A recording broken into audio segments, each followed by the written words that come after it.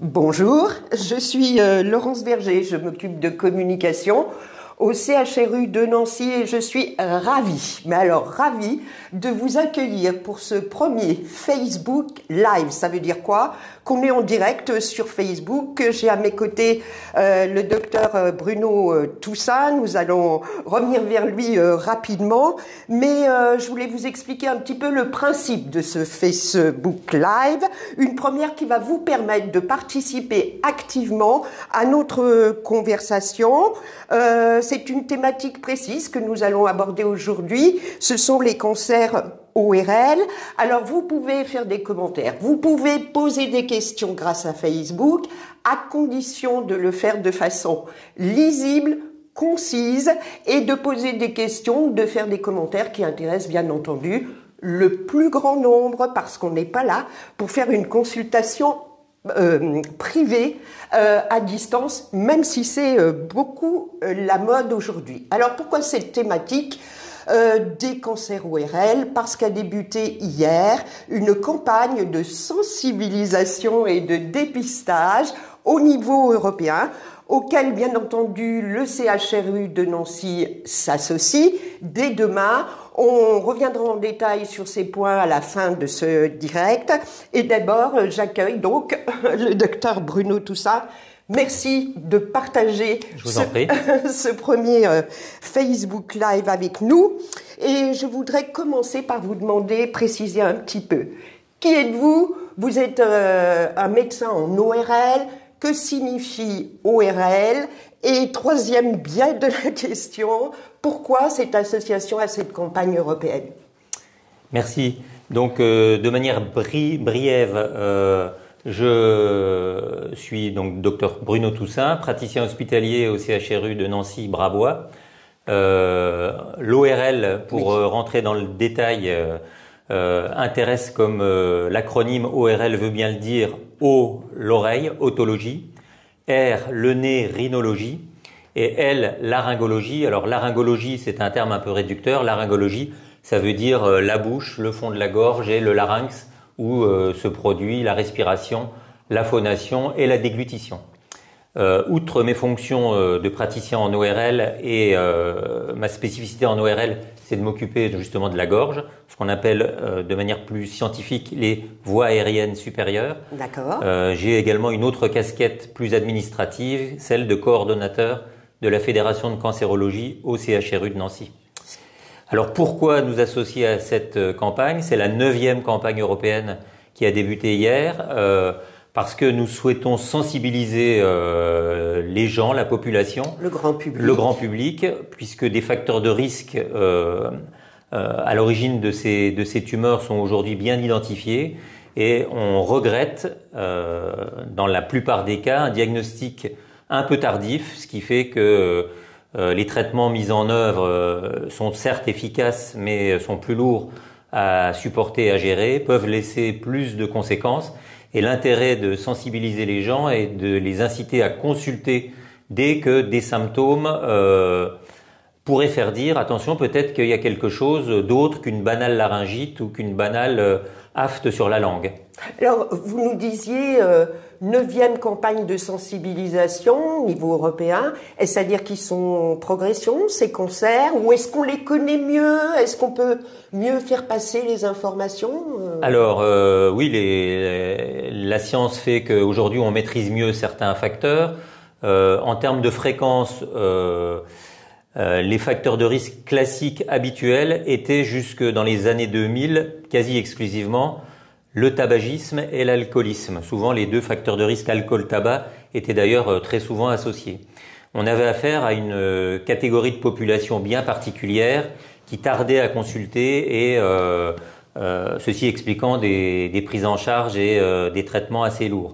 Depuis les années 2000, et pourquoi les années 2000? Parce que 20-25 ans avant, il y a eu la révolution de 68, il y a eu la libéralisation de certaines mœurs, notamment au niveau des pratiques sexuelles.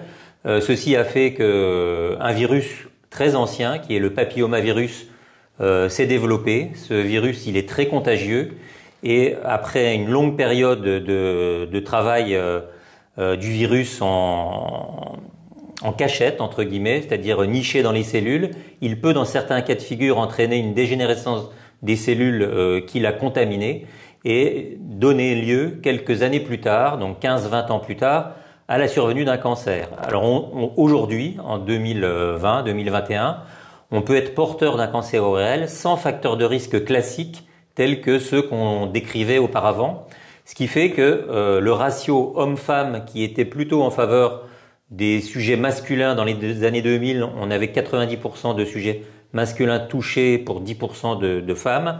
Aujourd'hui, il n'est pas encore à l'équilibre, mais le ratio il est de 70% d'hommes pour à peu près 30% de sujets féminins touchés par des cancers ORL. Alors, docteur Toussaint, vous nous avez cité déjà les 3 causes principales de ces types de cancers, mais je voudrais quand même revenir parce que tout le monde dit le tabac, l'alcool, comme si c'était une évidence. Pourquoi c'est des causes potentielles de cancer ORL? Parce que on va pas rentrer dans des détails immunochimiques, mais l'alcoolisme et le tabagisme diminuent les défenses, abîment les cellules, les transforment et génèrent lentement mais sûrement, malheureusement, l'évolution d'une cellule normale à une cellule qu'on appelle dysplasique, c'est-à-dire qui commence à transformer. C'est de l'état précancéreux. Et à partir de là, quelques années plus tard, si le diagnostic n'est pas fait ou le facteur de risque n'est pas stoppé, d'une maladie précancéreuse, on passe à la survenue d'une maladie cancéreuse. Alors, autre point essentiel, et quand on a préparé ce Facebook Live, vous avez beaucoup insisté là-dessus, le HPV. Revenons sur ce virus. Moi, j'avoue que j'en ai entendu parler la première fois comme maladie sexuellement transmissible. D'où mon étonnement quand il est apparu dans les causes de cancer ORL. Là aussi, sans entrer dans des choses trop complexes, vous pouvez nous expliquer, est-ce qu'il y a un lien d'abord? Est-ce qu'il y a un lien et si oui, lequel? Alors, oui, donc les infections à HPV, Human Papillomavirus, c'est aujourd'hui en France la cause la plus fréquente de MST. Aujourd'hui, on ne dit plus MST, on dit IST, infection sexuellement transmissible. Donc le papillomavirus est la première cause d'infection sexuellement transmissible en France et on devrait pouvoir dire d'ailleurs dans le monde. Alors, est-ce qu'il y a un lien entre le fait que le papillomavirus est jusqu'à maintenant plutôt connu des gynécologues et des obstétriciens? Oui, parce que donc le papillomavirus est responsable de plus de 99% des cancers du col de l'utérus. Et oui, parce que au niveau ORL, la région la plus touchée, c'est le fond de la bouche, la gorge, on appelle ça l'oropharynx en termes scientifiques. L'oropharynx peut être contaminé à l'occasion d'un rapport sexuel, que celui-ci soit protégé ou non, parce que ce sont les contacts qui permettent l'infection du virus dans les cellules des muqueuses de la bouche et de l'oropharynx. D'accord. Et le processus ensuite est le même qu'au niveau gynécologique, c'est-à-dire que il ne faut pas croire que si on est infecté, on va à tout coup faire un cancer. Hein. C'est faux ça. Hein. Quand on est infecté, le corps va se défendre. Dans la plupart des cas, heureusement, c'est comme ça que ça se passe. Le système immunitaire va nettoyer et éradiquer l'ensemble des virus qui ont infecté les cellules. Dans un petit pourcentage de cas, le virus peut rester et à partir du moment où il reste, c'est là où il peut, à la longue, entraîner une modification des cellules et le développement d'un authentique cancer plusieurs années plus tard. En général, le délai entre l'infection et le diagnostic de cancer, il est d'au moins 15 à 20 ans. 15 à 20 ans 15 à 20 ans. D'accord. Et pendant ce laps de temps-là, les patients ont en général aucun signe clinique. Zéro. C'est pas rassurant ce que vous me dites, parce que imaginons que ce papillomavirus, je l'ai, oui. par les rapports sexuels. Qu'est-ce que je dois faire? Ça veut dire que tous les ans, il faut que j'aille refaire du dépistage. Qu'est-ce qu'il faut que je fasse pour être sûr de pas être aussi en partie responsable d'éventuellement d'un cancer ou de quelque chose comme ça? Alors les règles, elles sont bien établies au niveau gynécologique, hein. À savoir qu'aujourd'hui, on sait, il est recommandé que pour une femme qui atteint la trentaine, un frottis du col de l'utérus est souhaitable tous les 3 ans. Le frottis est doublé normalement d'une consultation clinique sans forcément faire de frottis, idéalement 1 fois par an. Ça, c'est au niveau gynécologique. Parce qu'au niveau gynécologique, le frottis, c'est ramener quelques cellules du col de l'utérus pour voir si du virus est présent ou pas. Ceci va conduire derrière à faire du traitement actif alors que le cancer n'est pas encore arrivé, ou en tout cas que le cancer est débutant. Donc, bonne chance de soigner, de traiter, de guérir. Au niveau ORL, la situation est différente. Oui. Parce que si le virus est présent, il est non accessible. Pourquoi il est non accessible? Parce qu'il est dans des régions, je l'ai dit tout à l'heure, très lointaines, confinées, on dit, et aucun examen de dépistage ne peut, dans l'état actuel de nos connaissances et des pratiques courantes, dire on va faire un prélèvement, et si le prélèvement est positif, on agira comme il convient de le faire. D'accord. Aujourd'hui, le dépistage en ORL n'est pas possible. Donc, le dépistage n'étant pas possible, et c'est l'objet de cette semaine de sensibilisation, il ne faut pas croire que tout le monde va faire un cancer demain. L'objectif de cette campagne, c'est de dire, attention, si à partir de 35-40 ans, vous avez des symptômes ORL qui traînent, même si ceux-ci sont plutôt banals, ces symptômes peuvent être trompeurs, laisser penser qu'on a une angine, une pharyngite, etc. Ça peut être le début du développement d'une tumeur cancéreuse. Si un symptôme traîne dans le temps, on incite les gens à consulter. Alors justement, vous avez commencé à aborder la question des symptômes, donc cancer ORL. Qu'est-ce qui doit nous alerter? La gorge qui gratte, un bouton sur la langue, que sais-je encore? Dites-moi. Donc les affiches de ces campagnes résument assez bien les symptômes. C'est non exhaustif, mais ces symptômes peuvent être divers et variés. Dans la plupart des cas, c'est des symptômes banals qui peuvent correspondre à d'autres maladies tout à fait bénignes. Ça peut être effectivement une plaie sur la langue qui est douloureuse, qui ne cicatrise pas, qui saignote de temps en temps. Ça peut être, comme on s'intéresse à ce qu'on appelle le carrefour aérodigestif, donc la gorge où il y a de l'air qui passe, il y a les mots qui se forment, puis c'est là où on mange. Ça peut être des symptômes tels qu'une modification de la voix, une extinction de voix qui se prolonge. Ça peut être une impression d'avoir un corps étranger, comme si on avait mangé quelque chose et qui était resté coincé. Donc c'est pas forcément douloureux. Oui. Mais si ce symptôme dure plus de 15 jours, 3 semaines, et que votre médecin traitant, qui très souvent est consulté avant le spécialiste, a regardé et n'a rien vu d'anormal au niveau de la bouche et de la première partie du fond de gorge, il ne peut pas en général aller voir plus loin que ça. Il ne faut pas hésiter à aller plus loin et solliciter un examen plus approfondi pour aller examiner ces régions-là. On peut le faire assez facilement en consultation. Les autres symptômes, donc, ça peut être une perte de poids, ça peut être une bosse dans le cou qui traduirait la survenue d'un ganglion. Un ganglion est souvent le point de départ d'un début de dissémination d'une tumeur qui est sous-jacente. D'accord. Mais toujours quand même consulter le généraliste d'abord avant de prendre rendez-vous chez le spécialiste. Les bonnes pratiques au sens large doivent être respectées et il ne faut pas croire que tous ces symptômes-là sont toujours en lien avec une maladie grave, une maladie sérieuse comme le cancer. Alors on nous demande, déjà une première question, on nous demande c'est quoi les conséquences concrètes d'un cancer ORL ?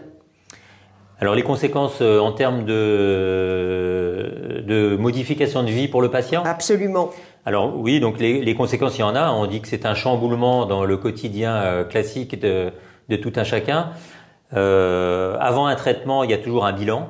Donc lorsqu'on suspecte une tumeur, il faut qu'on l'authentifie, qu'on la vérifie. Et donc il y a toute une phase de bilan, on appelle ça le bilan pré-thérapeutique, qui va associer la conjonction d'examens cliniques, d'examens souvent sous anesthésie générale pour aller bien examiner les régions profondes cachées dont j'ai parlé tout à l'heure. C'est à ces occasions-là souvent qu'on fait les prélèvements, ce qu'on appelle les biopsies. Et puis on fait beaucoup d'examens d'imagerie aujourd'hui, les radiographies pointues telles le scanner, l'IRM et le PET scanner sont des examens qui sont incontournables pour donner ce qu'on appelle une classification à la tumeur d'un patient particulier. En fonction de cette stadification tumorale, le dossier du patient va être discuté en réunion multidisciplinaire avec des chirurgiens, des radiothérapeutes, des chimiothérapeutes, des radiologues et une stratégie thérapeutique va être proposée au patient. Donc la stratégie thérapeutique sur le plan médical associe, quels que soient les facteurs de risque, que ce soit le tabac, l'alcool ou le virus, toujours les mêmes moyens thérapeutiques qui sont aux normes de 3, la chirurgie et ou la radiothérapie et ou la chimiothérapie. Très souvent, plus la tumeur est évoluée, plus ces moyens sont additionnés pour optimiser les chances de guérison. Oui, ça fait partie de cette conjugaison maintenant de thérapie possible pour accompagner le patient, prendre en charge les tumeurs, pas seulement dans les cancers ORL, dans un tas d'autres de tumeurs également. Et là, on ne discute que de médical. Le chirurgien, le radiothérapeute, l'oncologue, le radiologue, ce sont des médecins. Mais quand on dit que l'approche elle est globale, l'approche elle est vraiment multidisciplinaire. Ça veut dire qu'avant le début d'un traitement, souvent le patient rencontre l'orthophoniste parce que ce patient-là a parfois eu des soucis de voix ou surtout de déglutition avant et permettre au patient de se réhabiliter après le traitement, c'est souvent anticiper les choses et le mettre dès le départ dans le circuit de l'orthophoniste, de la kinésithérapie si besoin et également très souvent de l'équipe de diététique puisque ces patients, au moment du diagnostic, ont souvent perdu du poids, ont des mauvaises habitudes, ils sont mal nourris, et la malnutrition, la dénutrition est un facteur qu'il faut absolument corriger dans la prise en charge globale de ces patients.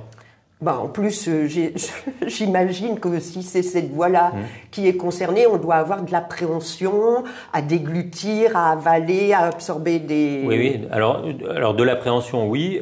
Quelquefois de l'impossibilité, parce que le passage peut être bouché, obturé par la tumeur. Le patient peut faire des fausses routes, c'est-à-dire que si à chaque fois qu'il avale, il met une partie de son alimentation, qu'elle soit solide ou liquide, dans les poumons, ça va conduire à aggraver la situation. Le patient est dénutri, donc on lui propose des programmes de renutrition avec l'aide du service de nutrition du CHRU. On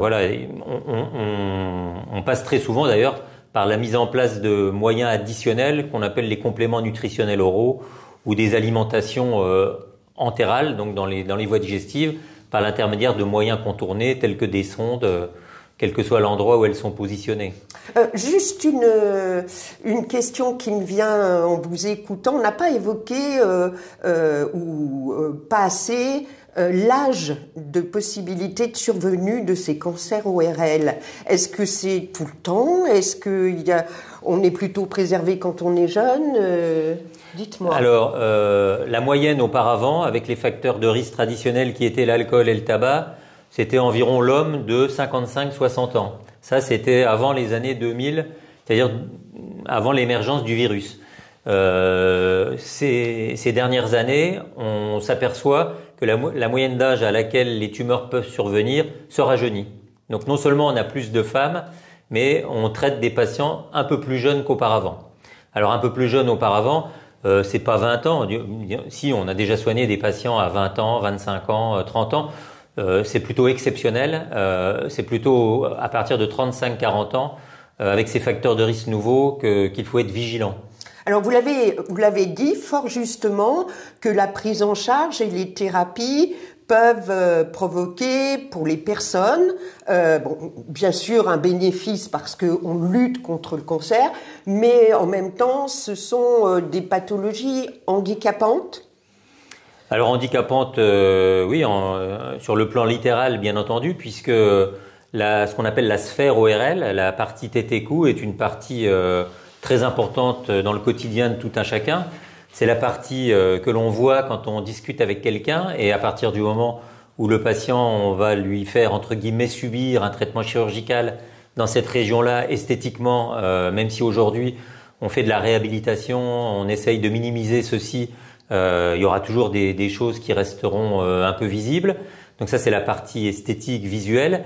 Mais cette partie gorge, qu'on appelle, je l'ai dit tout à l'heure, le carrefour aérodigestif, porte bien son nom, puisque c'est à cet endroit-là que se font le tri de l'air qui doit aller dans les poumons pour respirer, de l'air dont on se sert pour parler, de l'alimentation qui ne doit pas aller dans la partie respiratoire mais aller dans la partie alimentaire. Et toutes ces fonctions-là peuvent être perturbées par les traitements, qu'ils soient chirurgicaux ou radiochimiothérapiques. Et c'est là où la prise en charge multidisciplinaire aidée par les spécialités paramédicales que sont les orthophonistes, les diététiciens, etc., prend tout son sens. Et plus on l'anticipe, mieux le patient va essayer derrière, à la fin du traitement, qui est un traitement assez long quand même, au bas mot c'est 3-4 mois de traitement tout additionné. Hein. On ne sort pas entre guillemets indemne et sans modification à l'issue d'un tel traitement. C'est là où plus on a anticipé les problématiques qui vont survenir et plus le patient, on espère lui redonner une qualité de vie. On parle beaucoup de quantité de vie en cancérologie, mais là on est vraiment dans la partie qualité de vie. Plus la partie qualité de vie va être la meilleure qui soit. Absolument. Est-ce qu'il y a une dimension aussi dans cet accompagnement, une dimension psychologique pour les patients ? Bien entendu, j'ai oublié d'en parler, mais ça fait partie également de l'approche multidisciplinaire. Nous pouvons faire bénéficier aux patients qui le souhaitent ou qui n'osent pas le demander, mais qu'on sent en souffrance, d'un soutien par des infirmières qu'on appelle relais aujourd'hui, relais entre le patient et l'équipe médicale, et également des psychologues. En ORL, nous avons 2 psychologues à temps plein, dont une qui est dédiée à la prise en charge et à l'approche, au soutien des patients lors de la consultation, lors de l'hospitalisation. Et les proches, est-ce que aussi il y a cette dimension de prise en compte de la famille, des proches, sont-ils associés Oui. Alors s'il y a des proches, parce que une des problématiques des patients ORL souvent c'était des patients isolés, isolés sur le plan social. Mais si bien entendu il y a des proches, il y a de la famille, il y a des aidants. Toutes ces personnes sont mises au courant dans le respect du secret médical des prises en charge que l'on propose et on essaye de les impliquer au maximum puisque lorsque l'on peut, on fait tout pour y arriver. L'objectif à la fin du traitement, c'est remettre le patient dans son milieu de vie habituel qui a précédé la prise en charge de la maladie. Et si la famille, l'entourage proche n'est pas impliqué, on y arrivera moins facilement que si on les a impliqués. Alors, docteur, est-ce qu'on peut revenir au HPV ? Parce que là aussi, il y a quelque chose qui a beaucoup changé, c'est le vaccin. Le vaccin contre le HPV, on nous demande quand le faire, à qui s'adresse-t-il ? Est-ce que ce sont que les filles qui sont concernées ? Dites-moi tout. Alors, je ne suis pas infectiologue, mais j'ai quelques bases qui permettent de répondre à la plupart de vos questions. Donc, oui. Le vaccin contre le papillomavirus est un vaccin qui existe depuis plus d'une vingtaine d'années et il a été très utilisé en Australie, en Amérique, avant d'être... il a fait ses preuves. Il a fait ses preuves. Alors, il a fait ses preuves non pas en ORL, mais au départ en gynécologie. Oui. Et les Australiens qui ont vacciné à tour de bras et pour lesquels la population a répondu favorablement à ces appels à la vaccination, ils sont en train d'observer aujourd'hui, ils gagnent ce qu'ils ont semé précédemment, c'est-à-dire que on observe en Australie une diminution nette des lésions bénignes, pour l'instant bénignes, qui étaient induites par les papillomavirus et des premières études scientifiques, notamment en Scandinavie, semblent montrer que eux aussi vaccinent beaucoup et plus en amont que nous, que les cancers du col de l'utérus dans ces pays scandinaves sont en train de chuter grâce à la vaccination. D'accord. Alors la vaccination, c'est vraiment la prévention qu'on appelle primaire. On oui. s'adresse à la cause première du développement de ces tumeurs. La vaccination aujourd'hui en France, elle est bien entendu recommandée. Elle est recommandée, ce qu'on appelle l'AMM, l'autorisation de mise sur le marché du vaccin, c'est 9 ans, mais on conseille aux petits garçons et aux petites filles, je dis bien les filles et les garçons, de se faire vacciner avant les premières relations sexuelles, idéalement entre 11 et 14 ans. Le vaccin est un vaccin qui est plutôt bien supporté, c'est un vaccin qui est fait en intramusculaire et ce vaccin il cible les principales souches du virus Oui, parce que vous m'avez dit qu'il y en avait combien, 160, c'est ça? Alors voilà, le papillomavirus est formé et c'est un mot générique, mais il y a plus de 150 souches de papillomavirus qui existent et toutes n'ont pas ce qu'on appelle le même potentiel oncogène, c'est-à-dire toutes n'ont pas la propension à pouvoir entraîner le développement d'une tumeur cancéreuse. D'accord. Donc on connaît bien aujourd'hui un peu plus d'une dizaine, une quinzaine de souches qui sont les souches dangereuses et le vaccin cible la grande majorité de ces souches qui sont dangereuses. Quand on vaccine avec le vaccin aujourd'hui qu'on appelle, je me permets de le dire, Gardasil, on couvre les 9 souches les plus dangereuses et on protège de plus de 90% des cancers. Donc alors, juste pour le rappel, avant les premières relations sexuelles... Oui, normalement. Il est admis que plus on vaccine tôt, plus on va protéger efficacement la population vaccinée. Pareil, là le parcours c'est le généraliste. Oui, c'est vraiment de la médecine de ville. C'est admis, c'est passé dans les mœurs, c'est un vaccin remboursé par la sécurité sociale. Alors pareil, est-ce que c'est un vaccin en une fois? C'est-à-dire si je le fais avant mes premières relations sexuelles, est-ce que toute ma vie je n'en aurais plus besoin d'une autre injection? Il est fait, il faut que le schéma vaccinal, on parle beaucoup de schéma vaccinal aujourd'hui, soit terminé et complet idéalement avant 14 ans. Mais est-ce qu'il y a une seule injection? Non, il y en a 2 ou 3. Alors, on me demande aussi, est-ce que le HPV est plus dangereux pour les hommes ou pour les femmes, ou c'est le même potentiel de dangerosité? Non, alors le papillomavirus au niveau gynécologique n'est dangereux que pour les femmes. C'est une boutade. Au niveau ORL... J'adore quand les médecins font de l'humour, j'adore ça, oui. Au niveau ORL, on manque de recul, mais il est aussi dangereux le papillomavirus pour un homme que pour une femme, puisque tout le monde peut l'attraper et tout le monde peut à un moment donné, s'il ne l'a pas éliminé, comme je l'ai dit précédemment, peut entraîner le développement d'une tumeur cancéreuse quelques années plus tard. Alors, autre question, est-ce qu'on peut s'en débarrasser définitivement de ce virus? Oui. Alors, oui, mais on n'a pas les moyens de lutter. C'est une lutte inconsciente, hein, c'est le système immunitaire qui, sachant que le virus est dans le corps, va mettre en œuvre ou pas des moyens pour éliminer le virus. Donc, dans la grande majorité des cas, plus de 90% des cas, le système immunitaire de l'individu infecté va réussir à éliminer toute trace du virus. Mais on n'y est pour rien. Si vous avez des bonnes défenses immunitaires, il n'y a pas de raison que vous sortiez de ce schéma de protection personnelle immunitaire. Ce qui est valable pour le papillomavirus l'est également pour d'autres virus. Pour toutes les maladies, oui. Ah oui, tout à fait. Vous savez, juste, on me pose une question un petit peu insolite. Pourquoi ça s'appelle papillomavirus, vous le savez?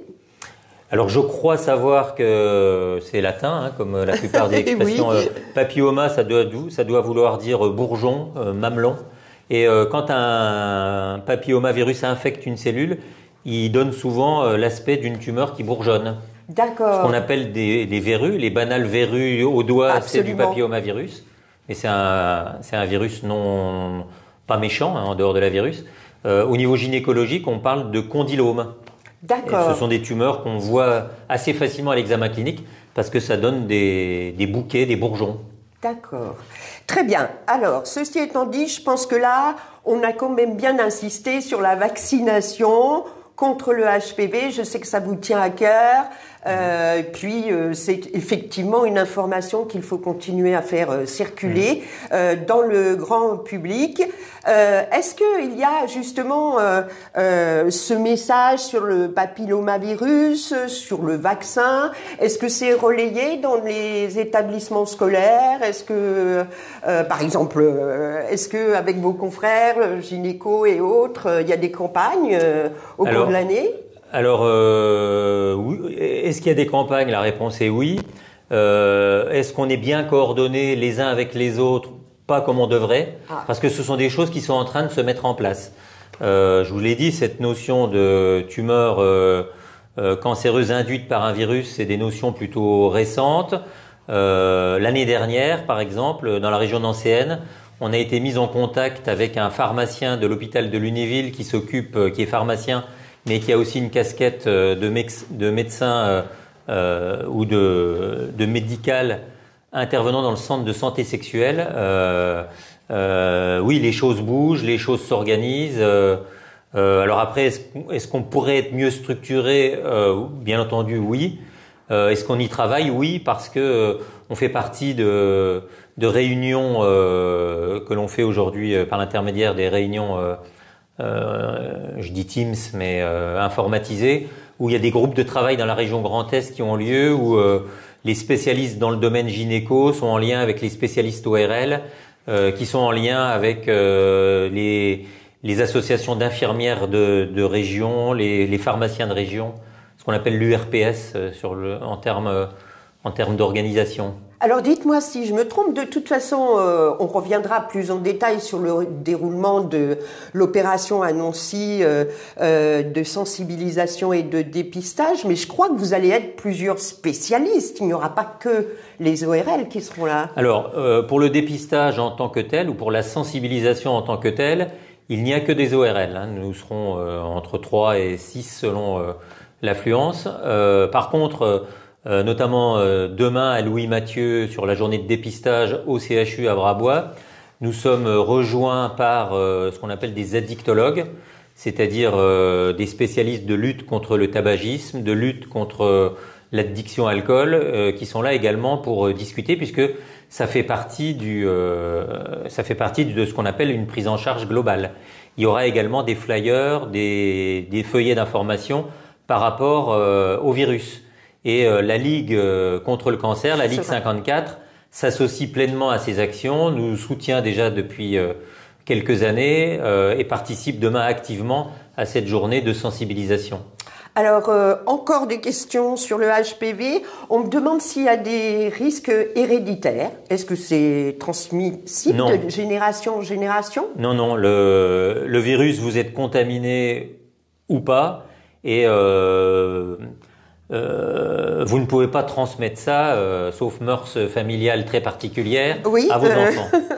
Ah ben, je suis obligé de vous le dire. Bien sûr, tout à fait, mais ça, vous avez raison, ce qui provoque d'ailleurs des réactions au niveau de l'équipe technique qui nous accompagne. Je m'occupe, moi, de communication sur la recherche médicale et je ne voudrais pas arriver au bout de ce direct sans vous poser une question globale. Est-ce qu'on a fait des progrès, alors peut-être du point de vue biologique, mais peut-être aussi du point de vue innovation technologique pour les interventions? Est-ce qu'on sait mieux les prendre en charge au niveau de la chirurgie? Est-ce qu'elles sont moins validantes? Faites-moi un petit point là. Alors on fait tout pour.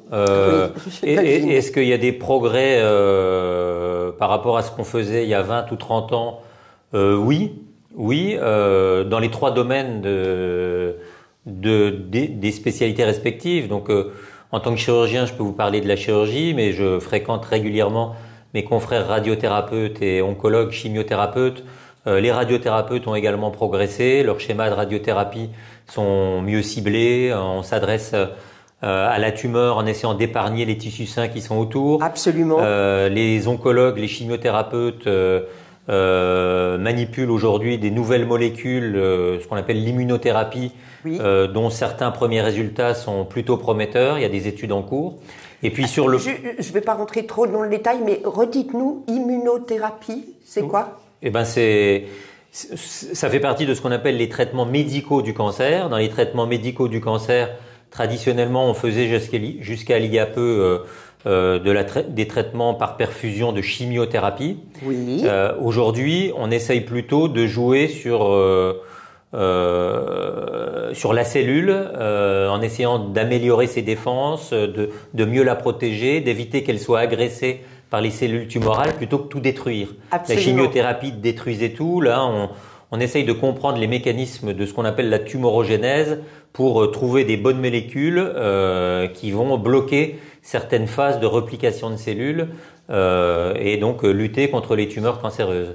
Donc ça, c'est les axes médicaux. Oui. Et puis sur le plan chirurgical, puisque je suis chirurgien avant tout, bien entendu, des progrès ont été faits. Des progrès ont été faits en termes de reconstruction. Et là, nous travaillons main dans la main avec le service de chirurgie maxillofaciale et plastique du CHRU.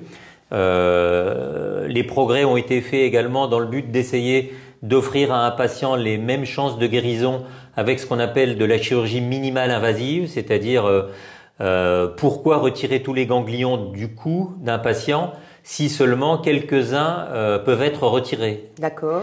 Donc on entre dans ce qu'on appelle les techniques de ganglion sentinelle, on entre dans des approches d'imagerie radiologique qui permettent de cibler un peu mieux les choses et d'aller au bon endroit, d'aller opérer au bon endroit. Dernier axe de travail aussi dans le cadre de la réhabilitation et la limitation du passage à l'hôpital, on essaye de renvoyer, le terme renvoyer n'est pas péjoratif, mais de remettre dans son domicile le plus tôt possible les patients en raccourcissant autant que faire se peut les hospitalisations, mais tout en prenant garde à ce que ceci ne se fasse pas n'importe comment en prenant des sécurités. Alors, on va en arriver au point de la prévention. Moi, quand je vous entends avec tous ces détails, la multiplication des risques, la vigilance qu'on doit avoir, je vais pas vous le cacher, c'est vrai qu'on est de plus en plus alarmé sur des tas de choses. Donc, on ne sait plus trop où donner de la tête, c'est le cas de le dire, sans mauvais jeu de mots. Mais en termes de prévention, alors vous m'avez dit, il faut parler de la lutte contre les addictions. Ben oui, mais alors ça veut dire quoi? Qu'est-ce que vous faites passer comme message? Alors, nous, à titre individuel, quand un patient vient en consultation, qu'il ait le cancer ou qu'il n'ait pas le cancer, qu'il ait des signes d'inflammation des cordes vocales, laissant penser que s'il continue sur ce train-là, il va lui arriver un jour ou l'autre des malheurs. Bien entendu, on fait de l'information individuelle. On signale aux gens que c'est le tabac et ou l'alcool qui entraînent les modifications que l'on voit, que l'on peut montrer, puisqu'en consultation, on peut montrer les choses et les voir est une chose importante. Ça permet d'être en phase avec la réalité. Oui. Mais on incite aussi les gens à prendre contact avec nos collègues médecins que j'ai nommés tout à l'heure, les addictologues. On leur dit, si vous n'avez pas le courage ni si vous avez l'impression que vous n'allez pas arriver tout seul à lutter contre ces facteurs de risque, on peut vous aider. Alors quand je dis on, c'est des spécialistes dont c'est le métier, les addictologues. Et là, je crois qu'il faut insister aussi là-dessus, parce que c'est tout à fait légitime de se dire bon, bah, je vais pas y arriver parce que ça fait des années que je fume, des années que je bois. Mais non, on a besoin parfois d'être un peu coaché pour continuer à avancer. Ah, les patients qui viennent en consultation au CHU, en salle d'attente, ont devant eux des affiches. Certes, ce n'est que des affiches, mais quand on attend un petit peu avant de son tour, on lit un petit peu ce qui est autour. Si vous avez des difficultés à arrêter de fumer, le numéro pour prendre le rendez-vous, c'est à tel endroit, c'est à 2 pas du service d'ORL. Les gens que je connais bien et qui demain seront dans le couloir de Louis Mathieu où on dépiste, sont tout à fait prêts rapidement à vous rencontrer pour vous aider à essayer de franchir ce cap de l'arrêt des addictions. Alors on va le répéter parce que c'est ça aussi une des règles de la communication bien faite, c'est de répéter le message. Quel est l'intérêt du dépistage? C'est le diagnostic précoce, et quel est l'intérêt du diagnostic précoce? Alors donc en ORL, vous l'avez dit, répéter c'est très utile. Si je me suis bien fait comprendre, dépister une tumeur cancéreuse au fond de la gorge alors qu'elle est tout petite, ça n'est pas possible aujourd'hui. C'est possible de dépister au niveau gynécologique. En ORL, ce n'est pas possible. Donc, si un patient présente des facteurs de risque, alcool, tabac, virus, c'est les principaux virus HPV, et que le patient a des symptômes cliniques qui traînent dans le temps, il faut qu'il consulte si 15 jours, 3 semaines après le début de ces symptômes, la situation reste en l'état, voire s'aggrave. Si le patient consulte, quel est l'objectif? C'est non pas de dépister, mais de diagnostiquer le plus tôt possible une tumeur cancéreuse. Donc comment on fait le diagnostic? Avec un examen clinique et une biopsie. Oui. La biopsie, elle est faite parfois en consultation, parfois sous anesthésie générale si le site à prélever est trop profond. On reprécise biopsie? Biopsie, ça veut dire prendre un tout petit fragment de la région qui nous semble suspecte, pour la mettre dans un petit flacon contenant du formol qu'on envoie à un collègue qu'on appelle l'anatomopathologiste, l'anapath en résumé, oui. qui 8 jours environ plus tard va nous dire le tissu il est normal, ou le tissu il est cancéreux, ou le tissu il est entre les deux. D'accord. Et donc en fonction de cette réponse-là, si le tissu est normal, on rassure les gens, on leur dit il ne faut plus boire, il ne faut plus fumer, etc. Si le tissu dit qu'il y a du cancer, eh ben on rentre dans le bilan préthérapeutique et on proposera après ce bilan une proposition thérapeutique. Si on est dans une situation où on est entre les deux, dans des situations précancéreuses, eh ben on va traiter l'état précancéreux. Ça permettra d'éviter qu'on passe à l'étape suivante, le cancer. Et donc pour terminer, excusez-moi, je vous coupe. Si on fait le diagnostic précocement, on va prendre en charge des tumeurs plus petites. Et si on prend en charge des tumeurs plus petites, 1, on améliore les chances de guérison. Et 2, les conséquences du traitement, quel que soit le traitement qu'on fera, seront moindres que si la tumeur est grosse et que le traitement il est plus lourd, plus long et plus compliqué. Absolument, message bien reçu. Pour terminer, parce que le temps file, nous allons rappeler concrètement les dates de l'opération de sensibilisation sur Nancy. Elle commence demain, mercredi 22 septembre, de 9h à 16h30, aux hôpitaux sur le site de Brabois, oui. Dans le service ORL bâtiment Louis Mathieu. C'est pas compliqué, hein. Quand on rentre sur le site, c'est dans le grand bâtiment en forme rectangulaire, voilà, très vitré. Cube, très vitré. C'est juste en face. Pas très loin de l'hôpital d'enfants. Pas très loin de l'hôpital d'enfants. Vous m'avez dit, donc je le dis quand même, il y a des dépistages gratuits qui vont être faits, même si vous me dites c'est plus de la sensibilisation. Oui, Mais vous m'avez dit surtout, et je me presse un petit peu, ces dépistages ne font pas mal. Alors, est-ce que vous pouvez me l'assurer? C'est quoi les dépistages? Alors, le dépistage consiste déjà à discuter avec les patients, puisque les symptômes que j'ai évoqués au fil de notre entretien, on les trace sur une feuille. Avez-vous tel symptôme? Si toutes les croix sont dans non, on a peu de chances de trouver une anomalie. On pourrait presque s'arrêter au remplissage de la feuille. Bien entendu, les gens sont venus quand même pour qu'on les examine, je suppose. L'examen, dans toute sa première partie, est un examen totalement indolore. On utilise nos mains pour palper les régions du cou et voir si on trouve des ganglions ou pas. Et puis, avec une lumière adaptée, on fait un examen bouche ouverte de la cavité buccale et du fond de la gorge. Normalement, on s'arrête à ça, c'est-à-dire l'interrogatoire, le remplissage de la feuille, la palpation du cou, l'examen de la bouche et du fond de la gorge. Si le patient a des symptômes qui touchent plutôt une région plus basse, est-ce qu'on peut aller examiner ces régions-là? La réponse est oui. Dans ce cas-là, on utilisera d'autres moyens qui sont un petit peu plus difficiles à supporter, qui ne sont pas obligatoires, qui sont à gérer en fonction des symptômes. Pour aller voir plus loin, on peut glisser un miroir dans le fond de la bouche pour aller voir à l'aplomb, où on peut faire ce qu'on appelle une fibroscopie de la partie ORL, en glissant une petite fibre lumineuse de 4 mm de diamètre dans la narine. On arrive à voir tout l'intérieur de la gorge. On le filme et on peut montrer aux patients ce qu'on a vu. D'accord, mais ça c'est pas... On ne fait pas de biopsie. D'accord. Mais tous ces examens un peu plus sophistiqués dont vous nous parlez, c'est pas pour demain. Alors, c'est pas pour demain en théorie, sauf si le patient a un symptôme clinique qui incite à aller voir, ou s'il est demandeur. Oui, tout à fait, bien sûr. On s'arrête normalement à la première partie. Voilà, tout à fait. Donc, je disais, demain, mercredi, aux hôpitaux de Brabois, service ORL, de 9h à 16h30. Autre date, jeudi 23 septembre, de 11h à 16h, et cette fois-ci, c'est dans un bus, affrété pour la cause, à la faculté des sciences et technologies, au campus Aiguillette, à Vendeuvre-les-Nancy. Et puis, vendredi 24 septembre, de 11h à 16h, toujours dans ce bus de dépistage, mais cette fois-ci, place Maginot. Est-ce qu'on peut dire, docteur Toussaint, que vous serez présent? Oui. Vous serez présent. Je ne conduis pas le bus, mais je serai présent. Super. En tout cas, merci infiniment pour votre participation. Vous pouvez retrouver toutes ces informations, bien sûr, sur le site internet du CHRU de Nancy, chru-nancy.fr.